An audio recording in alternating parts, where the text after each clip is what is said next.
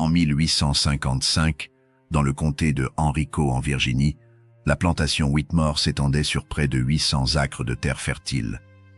Le tabac y poussait en rangées parfaites, entretenu par les mains de 123 esclaves qui travaillaient du lever au coucher du soleil. Lord Nathaniel Whitmore avait hérité de ce domaine à la mort de son père, 15 ans plus tôt. C'était un homme de 52 ans, au visage sévère et aux cheveux grisonnants. Sa réputation dans les cercles d'affaires de Richmond était celle d'un négociant redoutable. Il passait la moitié de l'année en déplacement, supervisant ses investissements dans le commerce du coton et du tabac entre la Virginie et l'Angleterre. Son épouse, Lady Isabel, était de 20 ans sa cadette. Fille d'un baron anglais ruiné, elle avait été mariée à Whitmore à l'âge de 18 ans, dans une transaction qui avait permis à sa famille de rembourser ses dettes. 16 années s'étaient écoulées depuis ce mariage arrangé, et chaque jour qui passait creusait un peu plus le fossé entre les époux. Lady Isabel était une femme d'une beauté froide. Ses cheveux auburn et ses yeux verts faisaient tourner les têtes lors des réceptions mondaines. Mais derrière ce masque de respectabilité se cachait une solitude immense. Son mari la traitait comme un meuble précieux, quelque chose qu'on exhibe aux invités mais qu'on ignore le reste du temps. Le couple n'avait pas d'enfants. Cette absence pesait lourdement sur Lady Isabel, non pas qu'elle désirât particulièrement devenir mère, mais parce que cette stérilité lui valait les regards condescendants des autres épouses de planteurs. Ce qu'aucune de ces femmes ne savait, c'est que Lord Whitmore n'avait plus partagé la couche de son épouse depuis près de 8 ans.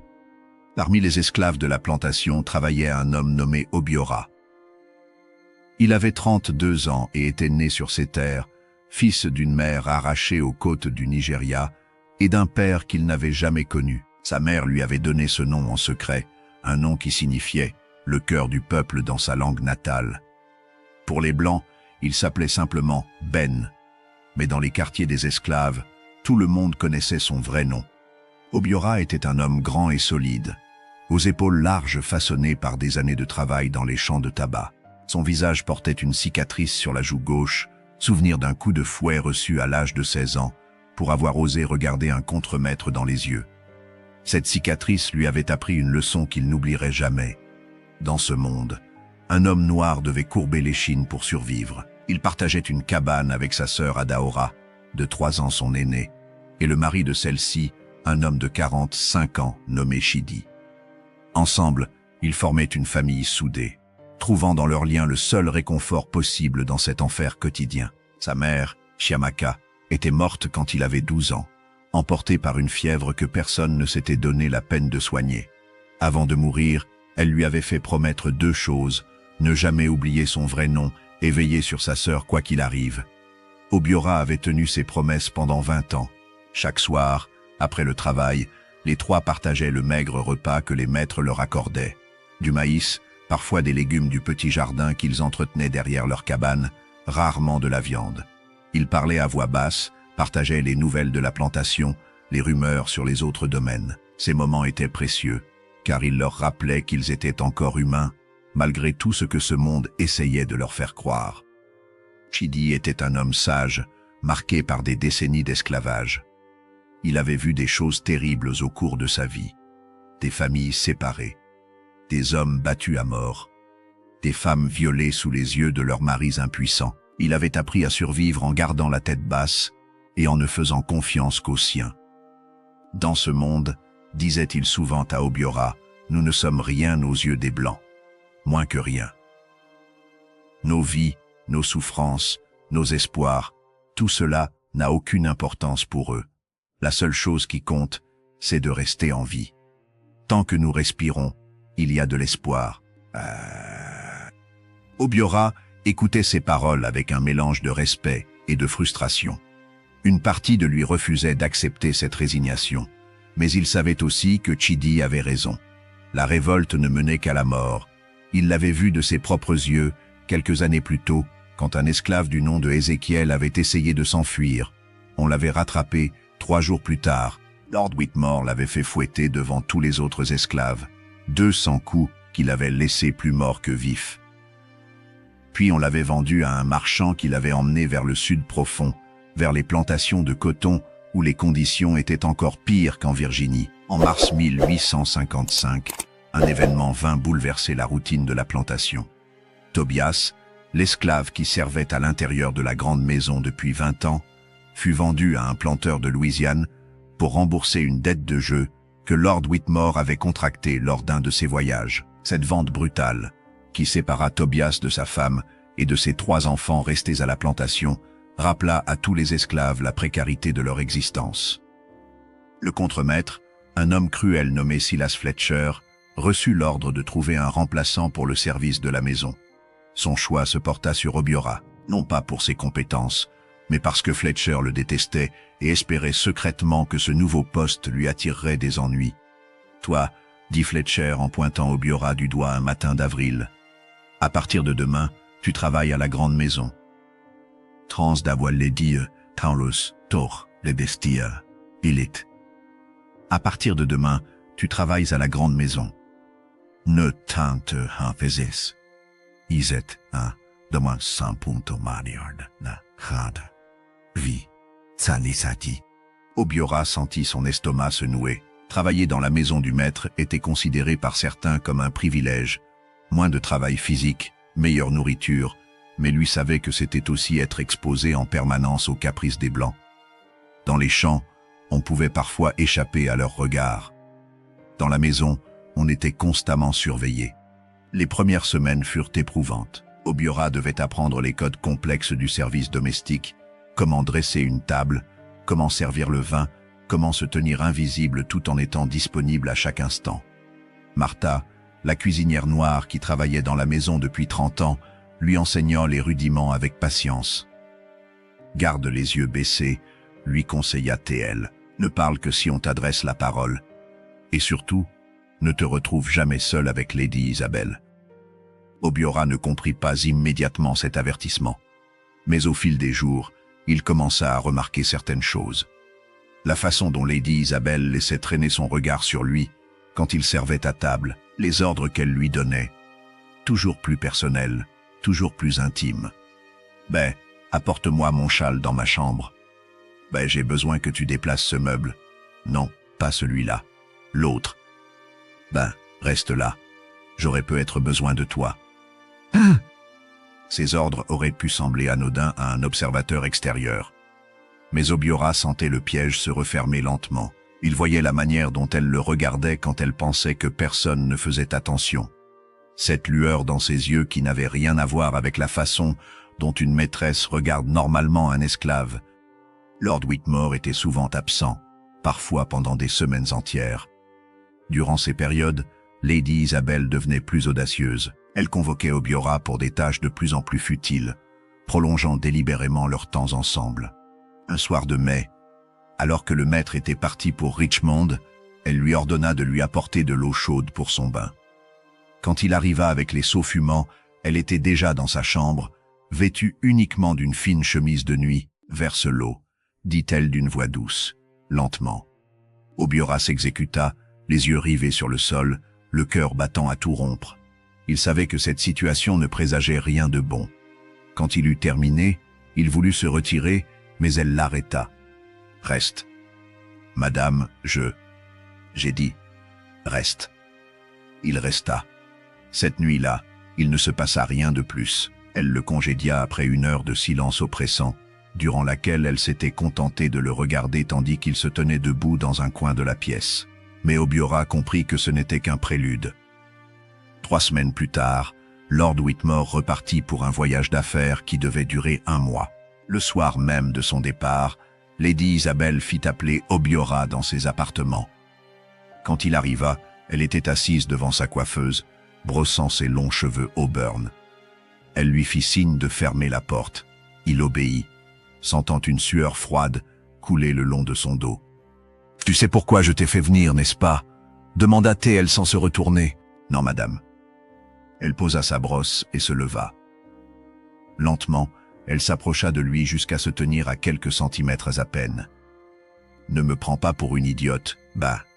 J'ai vu comment tu me regardes. » Obiora sentit la panique l'envahir. Il ne l'avait jamais regardée. Jamais. Il avait toujours gardé les yeux baissés, exactement comme Martha le lui avait appris. Madame, je vous assure que... Silence.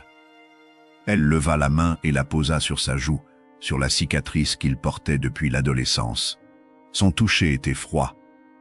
Tu es un bel homme, ben, et je suis une femme qui a des besoins que mon mari ne satisfait plus depuis longtemps.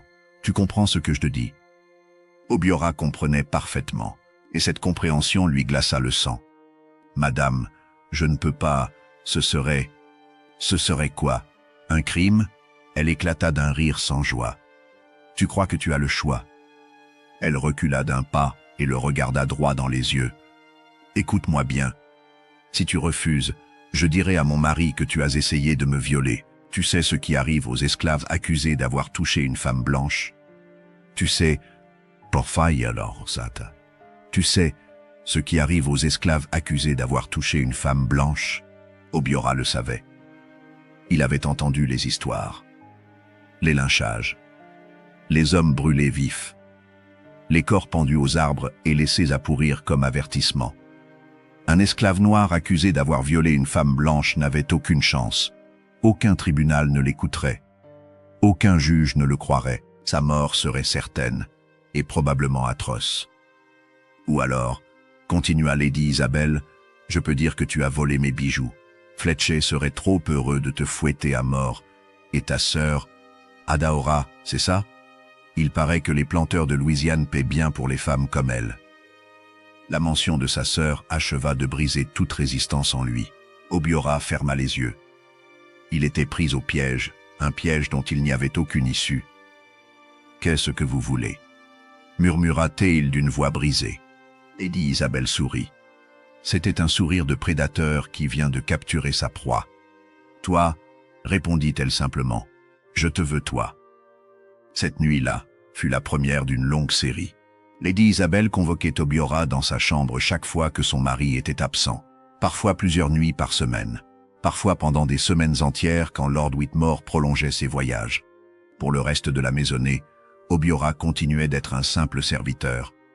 Personne ne savait ce qui se passait derrière les portes closes de la chambre de la maîtresse, ou du moins, personne n'en parlait ouvertement.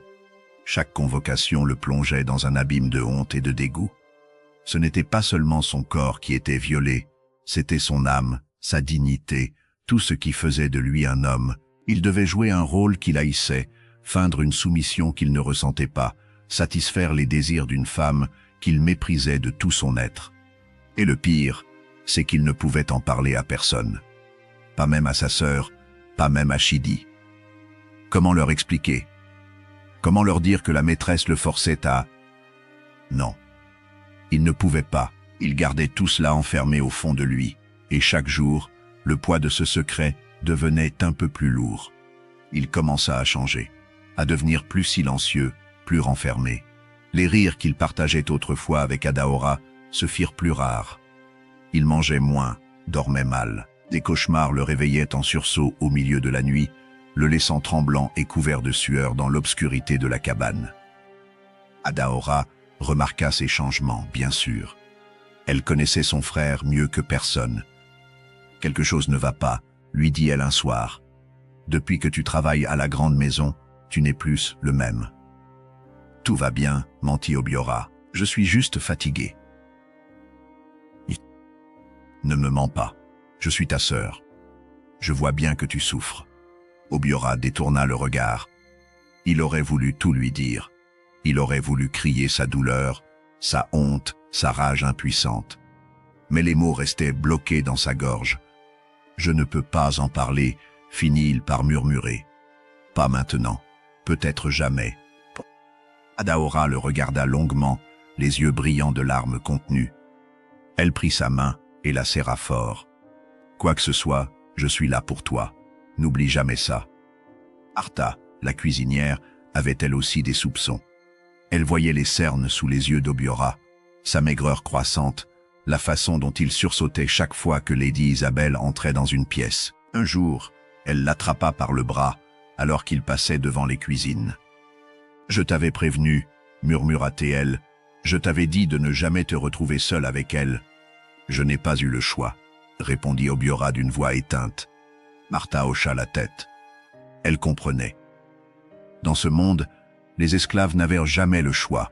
« J'ai vu ça avant », dit-elle à voix basse. « Pas ici, mais dans la plantation où j'ai grandi, en Caroline du Sud. » La femme du maître, elle avait les mêmes penchants. Mon cousin en a été la victime pendant 3 ans. Un jour, le maître l'a découvert. Mon cousin a été pendu le soir même. La maîtresse n'a jamais été inquiétée. Aux yeux de la loi, c'était forcément la faute de l'esclave. Toujours. Ce récit glaça le sang d'Obiora. Il réalisait pleinement le danger mortel dans lequel il se trouvait. Les mois passèrent. L'été céda la place à l'automne, puis à l'hiver. Obiora vivait dans un état de terreur permanente. Chaque fois qu'il se rendait dans la chambre de Lady Isabelle, il risquait d'être découvert. Chaque fois qu'il en ressortait au milieu de la nuit pour regagner les quartiers des esclaves, son cœur battait si fort qu'il était certain que tout le monde pouvait l'entendre. Lady Isabelle, elle, semblait s'épanouir.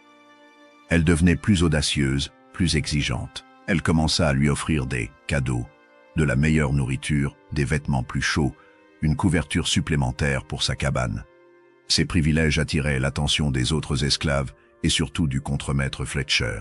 « Dis-moi, lança un jour Fletcher avec un sourire mauvais. « Comment ça se fait que tu manges mieux que les autres?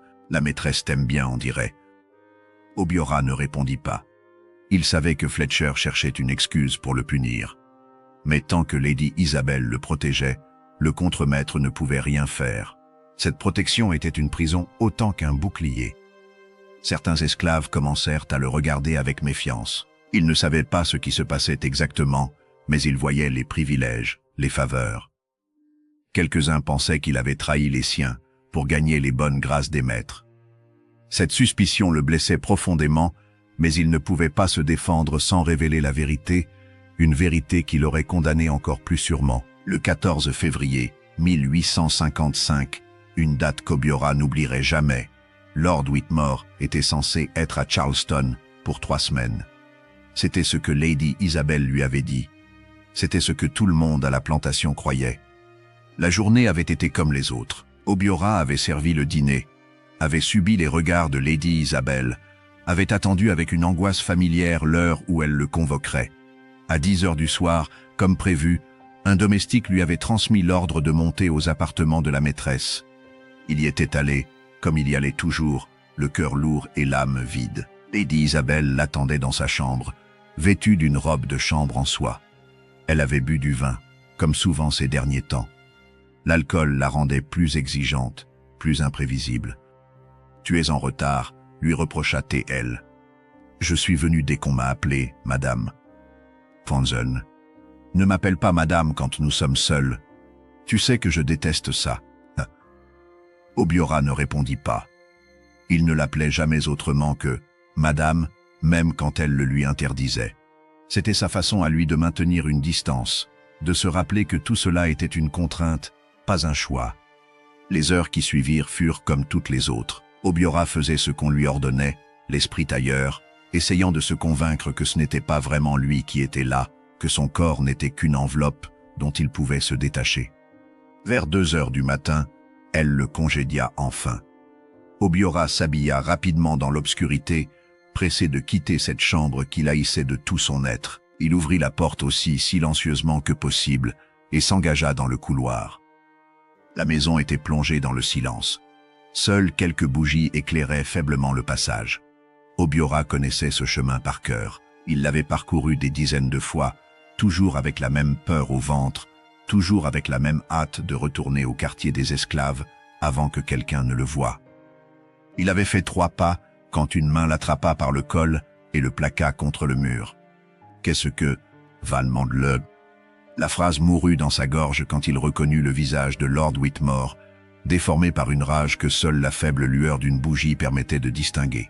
Le maître était rentré plus tôt que prévu. Son voyage avait été écourté par une tempête qui avait retardé les navires à Charleston. Il était arrivé 1 heure plus tôt, avait trouvé sa chambre vide et sa femme absente de son lit. Puis il avait entendu des bruits venant de la chambre de Lady Isabelle. Il avait attendu, et maintenant, il tenait sa proie. « Espèce de chien, siffla Whitmore, je vais te tuer de mes propres mains. » Obiora sentit la main du maître se resserrer autour de sa gorge. Il ne pouvait pas respirer. Il ne pouvait pas parler. Il ne pouvait que regarder ses yeux injectés de sang qui le fixaient avec une haine meurtrière. Whitmore le traîna jusqu'à la chambre de son épouse et ouvrit la porte d'un coup de pied. Lady Isabelle, qui venait à peine de se recoucher, se redressa brusquement. Nathaniel, af! Lord Whitmore jeta Obiora au sol et alluma les lampes d'un geste brusque. La pièce s'illumina, révélant la scène dans toute sa crudité, le lit défait, les vêtements froissés de son épouse, l'esclave à genoux sur le parquet. « Explique-moi ce que ce nègre faisait dans ta chambre à 3 heures du matin » hurla Whitmore. Obiora ferma les yeux. C'était fini, il allait mourir. La seule question était de savoir si ce serait rapide ou s'il souffrirait pendant des heures. Il pensa à sa sœur Adaora, à son beau-frère Chidi. Au moins, peut-être que Lady Isabelle les épargnerait. Peut-être. Réponds-moi, Isabelle. Qu'est-ce que ce chien faisait ici? Lady Isabelle resta silencieuse pendant un long moment. Obiora gardait les yeux fermés, attendant qu'elle prononce les mots qui le condamneraient. Elle allait dire qu'il l'avait forcé, qu'il s'était introduit dans sa chambre, que c'était un violeur qui méritait la mort. Mais les mots qui sortirent de sa bouche furent tout autres. « Il était là parce que je lui ai ordonné d'y être », dit Lady Isabelle d'une voix calme. Lord Whitmore en resta bouche bée. Pendant quelques secondes, il fut incapable de prononcer le moindre mot. « Quoi? Tu as très bien entendu, Nathaniel. C'est moi qui lui ai ordonné de venir, depuis des mois. Et si tu lèves la main sur lui, je te jure que je ruinerai ta vie. » Whitmore la regarda comme si elle était devenue folle. « Tu couches avec un esclave, toi, ma femme. » »« Oui, parce que mon mari ne me touche plus depuis 8 ans. Parce que tu me traites comme un bibelot qu'on range dans un placard entre 2 réceptions. Parce que je ne suis rien pour toi, sinon un nom à exhibeur devant tes associés. Tu es devenue folle. Je vais faire pendre ce... Tu ne feras rien du tout. » Lady Isabelle se leva et s'approcha de son mari. Elle n'avait plus rien de la femme soumise qu'elle feignait d'être en public. Ses yeux brillaient d'une détermination glaciale. « Tu ne feras rien, » répéta-t-elle, « parce que si tu touches à un seul cheveu de cet homme, j'irai voir le révérend Patterson et je lui raconterai certaines choses. Je lui parlerai de Clara. » Le visage de Whitmore blêmit. « Comment je suis au courant? Tu crois que les esclaves ne parlent pas entre eux? Tu crois que Martha ne m'a pas raconté ce que tu fais quand tu vas dans les quartiers la nuit? Clara avait 16 ans quand tu as commencé à la visiter. 16 ans, Nathaniel. » Nain. Obiora, toujours à genoux sur le sol, écoutait cet échange avec stupéfaction. Il connaissait Clara, une jeune fille qui travaillait aux cuisines. Elle avait donné naissance à un enfant métis l'année précédente, un bébé que Whitmore avait fait vendre à un marchand d'esclaves de passage, officiellement parce qu'il n'y avait pas de place pour un nourrisson à la plantation. Et Clara n'est pas la seule, continua Lady Isabelle. Il y a eu Sad avant elle, et Neka avant Sad. Tu crois que je ne sais pas? Tu crois que je suis aveugle? Lord Whitmore recula d'un pas. Pour la première fois, il semblait perdre contenance. Ce sont des esclaves. Ce n'est pas la même chose. Ah oui? Et comment réagirait le révérend Patterson, tu crois? Comment réagiraient tes associés de Richmond s'ils apprenaient que le respectable Lord Whitmore viole ses esclaves et vend ses propres enfants? Tu n'oserais pas. Essaie, pour voir. Le silence qui suivit sembla durer une éternité. Lord Whitmore regardait sa femme comme s'il la voyait pour la première fois. Cette femme qu'il avait toujours prise pour une poupée docile et soumise venait de lui révéler qu'elle connaissait tous ses secrets les plus sombres. « Qu'est-ce que tu veux ?»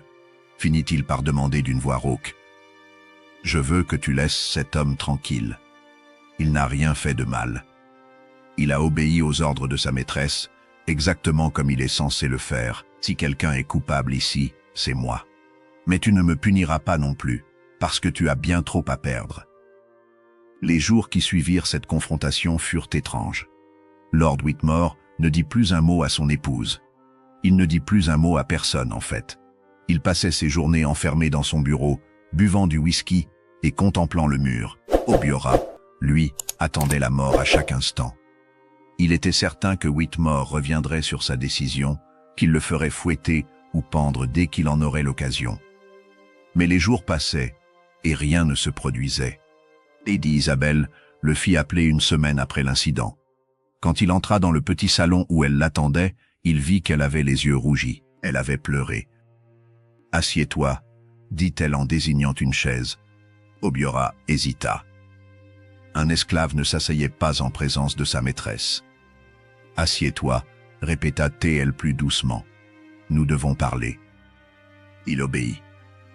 Elle resta silencieuse pendant un long moment, le regardant avec une expression qu'il ne parvenait pas à déchiffrer. « Je t'ai fait du mal », finit-elle par dire. « Je le sais.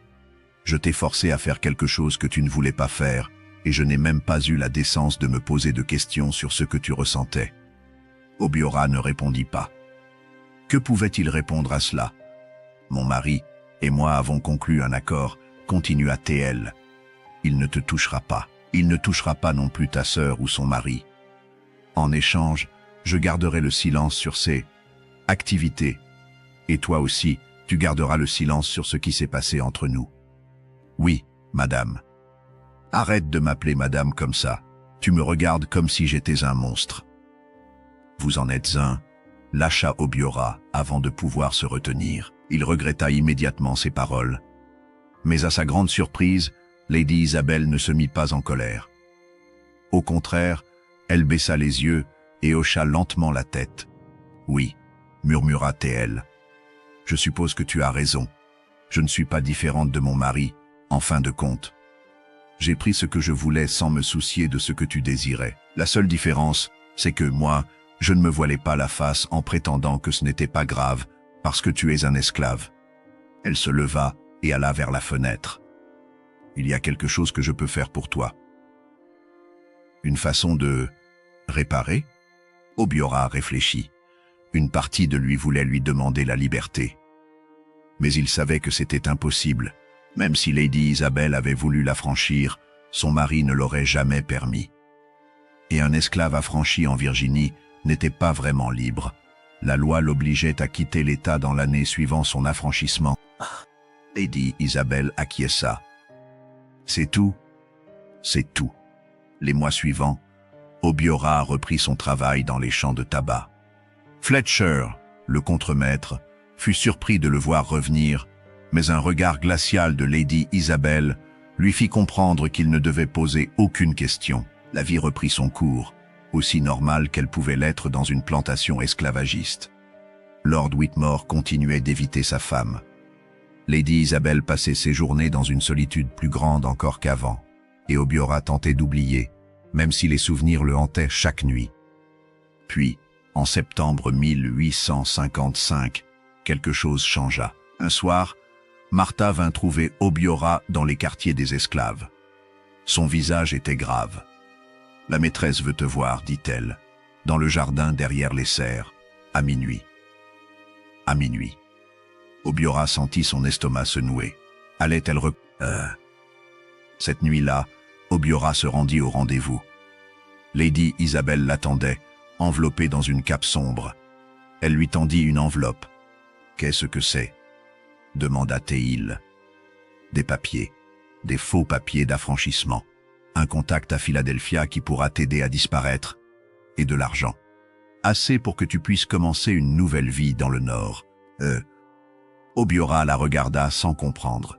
« Pourquoi ?»« Parce que je te dois au moins ça. Parce que je t'ai volé quelque chose qu'aucun argent ne pourra jamais racheter, et que la seule chose que je puisse faire maintenant, c'est te donner une chance de partir. » « Et ma sœur, Chidi ?» Lady Isabel secoua la tête. « Je ne peux pas faire partir tout le monde. Mon mari finirait par se rendre compte de quelque chose. Mais pour toi, il croira que tu t'es enfui. Il enverra peut-être des chasseurs d'esclaves, mais si tu suis les instructions que je t'ai données, tu seras au Canada avant qu'ils puissent te retrouver. » Obiora regarda l'enveloppe dans ses mains. La liberté. Après 32 ans d'esclavage, la liberté était là, à portée de main. Comment je peux savoir que ce n'est pas un piège? Tu ne peux pas, admit Lady Isabel, mais demande-toi, Qu'est-ce que tu as à perdre? Si tu restes ici, tu mourras esclave. Si tu pars et que c'est un piège, tu mourras aussi. Mais si ce n'est pas un piège, ouais. Elle n'eut pas besoin de terminer sa phrase. 3 jours plus tard, par une nuit sans lune, Obiora s'enfuit de la plantation Whitmore. Il avait passé les jours précédents à se préparer mentalement, à mémoriser les instructions contenues dans l'enveloppe, à faire ses adieux silencieux à sa sœur, sans qu'elle comprenne pourquoi il la serrait si fort dans ses bras ce soir-là. « Qu'est-ce qui te prend ?» avait demandé Adaora, surprise par cette étreinte inhabituelle. « Rien. Je voulais juste te dire que je t'aime.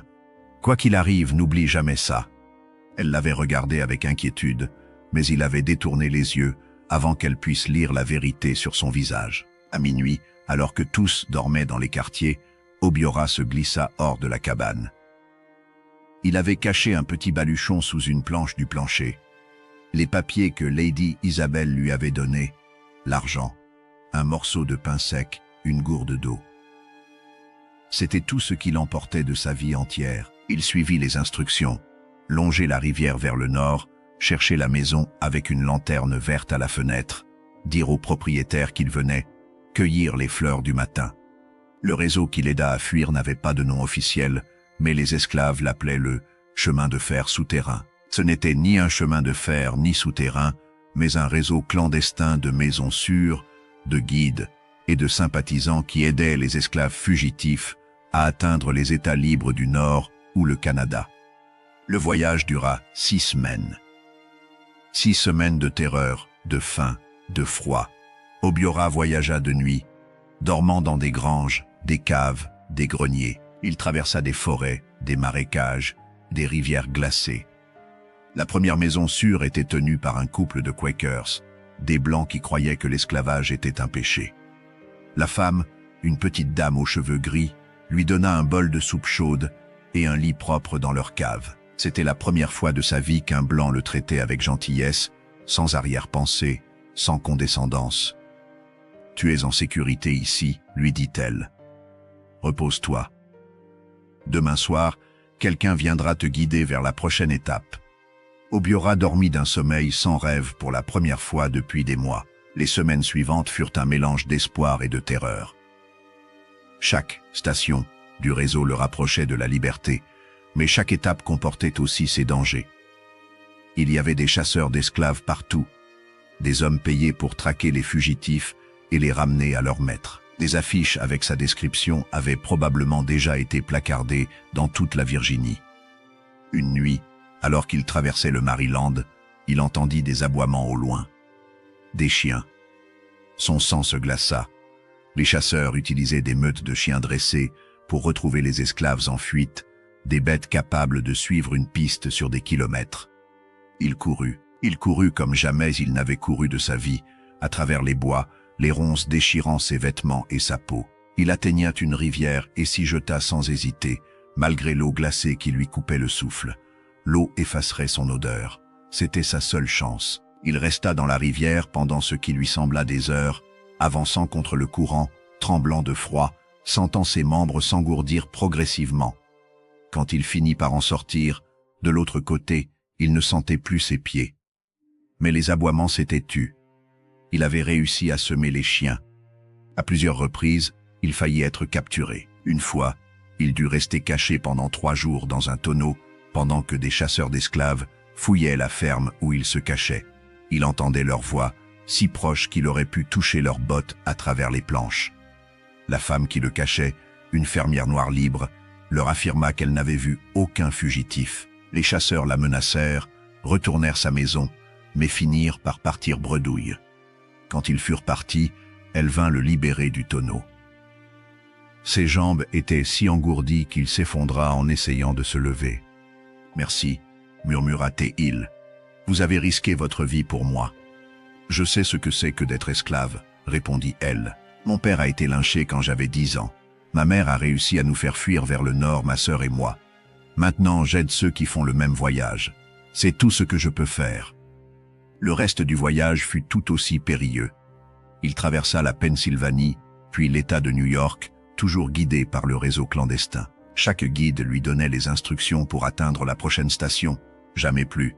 Si l'un d'eux était capturé, il ne pourrait pas révéler ce qu'il ne savait pas. Mais finalement, par un matin de novembre 1855, il franchit la frontière canadienne. Un passeur l'avait fait traverser le lac Ontario en barque, profitant du brouillard matinal pour éviter les patrouilles. Quand ses pieds touchèrent le sol canadien, Obiora tomba à genoux. Il resta là, immobile, pendant de longues minutes, incapable de croire ce qui venait de se passer. Il était libre.